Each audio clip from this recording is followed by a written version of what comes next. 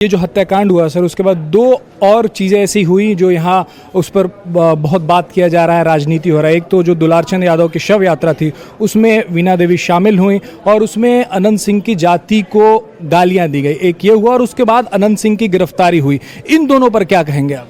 देखिए, अनंत सिंह जी की गिरफ्तारी के बारे में मैंने कहा कि उन्होंने कानून का सम्मान किया, और जब सीनियर एसपी या पुलिस के अधिकारी उनके आवास पर गए तो उन्होंने बिना किसी विरोध के अपने आप को पुलिस के हवाले करने का निर्णय किया।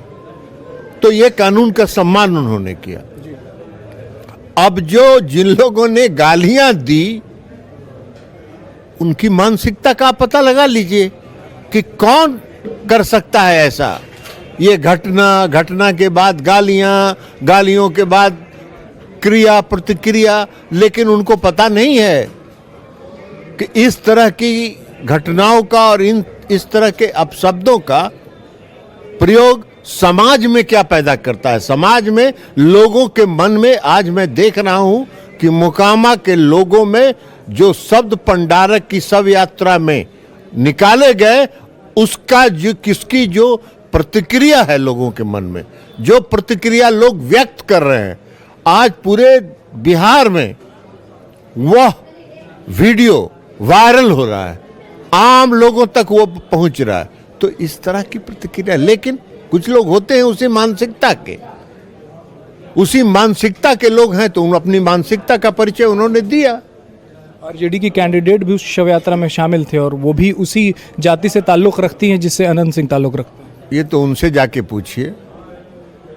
कोई राजनीतिक व्यक्ति रहे अगर, तो उसके बारे में हम कोई प्रतिक्रिया दें। जो शुद्ध गृहिणी है, राजनीति में बाय डिफॉल्ट आ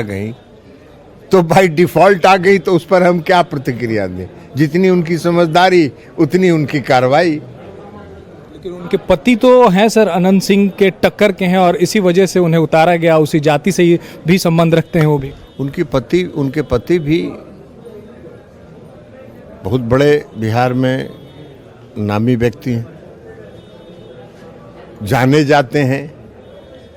किस चीज के लिए जाने जाते हैं ये आप भी जानते हैं, हम भी जानते हैं, और ये लोग भी जानते हैं।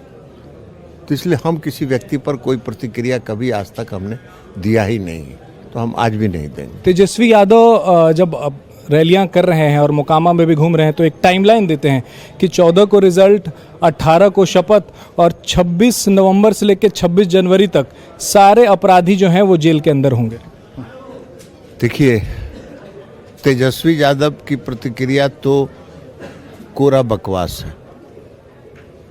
तेजस्वी यादव जी के पिता और माता ने बिहार में 15 साल शासन किया। बिहार जिस बदहाली के कगार पर था उसको पूरे बिहार के लोग जानते हैं, बिहार के लोगों ने अनुभव किया। और बिहार के लोग जब बिहार से बाहर जाते थे, अगर ये कहते थे कि हम बिहारी हैं, तो उनको घृणा की दृष्टि से देखी जाती थी। बिहार में जो व्यापारी थे, जो व्यापार करने वाले लोग थे, उनका पलायन हो रहा था।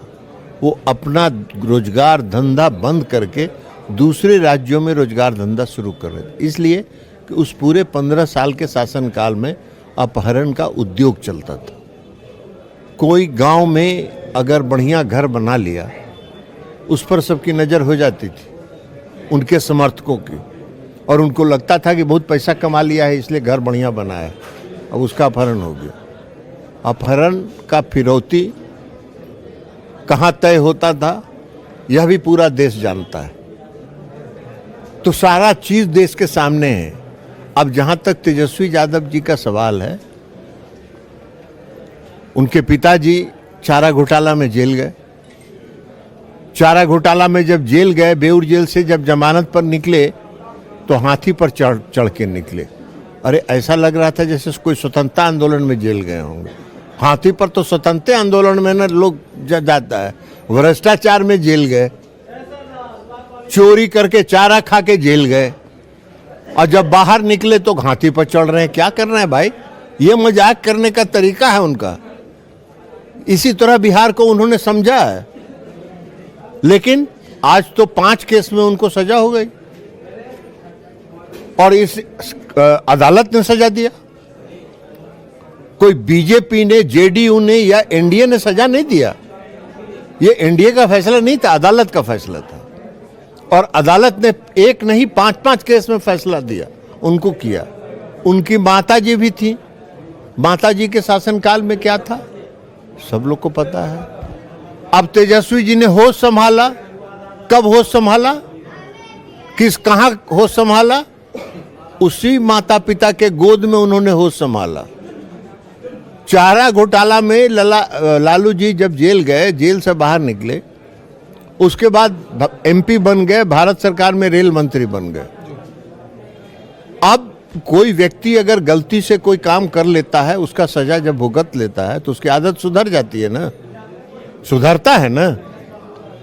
और रेल मंत्री जब बने तो जिन जिन लोगों को नौकरी दिया उस सबका जमीन अपने नाम से लिखवा लिया। अपने नाम से नहीं, इन्हीं तेजस्वी यादव, तेज प्रताप यादव, मीसा भारती, इन्हीं लोगों के नाम से लिखवाया। यही लोग उसके लाभार्थी हैं। रेलवे का 2 संपत्ति, रांची और पुरी का जो बीएनआर होटल है, उसने एक को दे दिया और उसका 7 एकड़ जमीन अपने परिवार के नाम से लिखवा लिया, जहां मॉल बना रहे थे। तो जिनका जन्म तेजस्वी जी का होश, जन्म और जो उन्होंने राजनीति में होश संभाला, वो उसी भ्रष्टाचार की गोद में संभाला। अब भ्रष्टाचार की गोद में होश संभालने वाला व्यक्ति भ्रष्टाचार दूर कर देगा, कानून का राज स्थापित कर देगा, इसकी तो कल्पना भी कोई नहीं कर सकता है। ये वही कह सकते हैं, ये वही कह सकते हैं और वही सोच भी सकते हैं।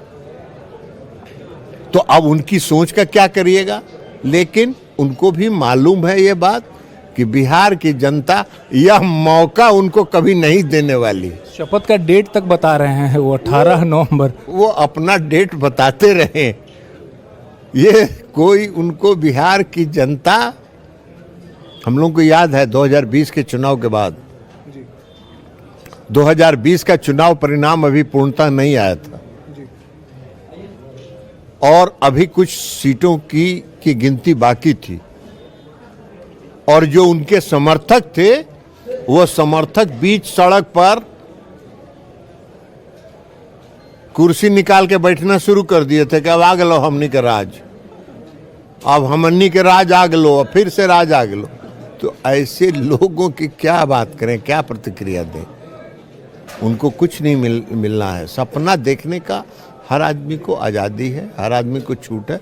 उनको जो भी सपना देखना है वो देखते रहें, लेकिन लाभ उनको कुछ नहीं मिल रहा है। आखिरी सवाल ये है कि मोकामा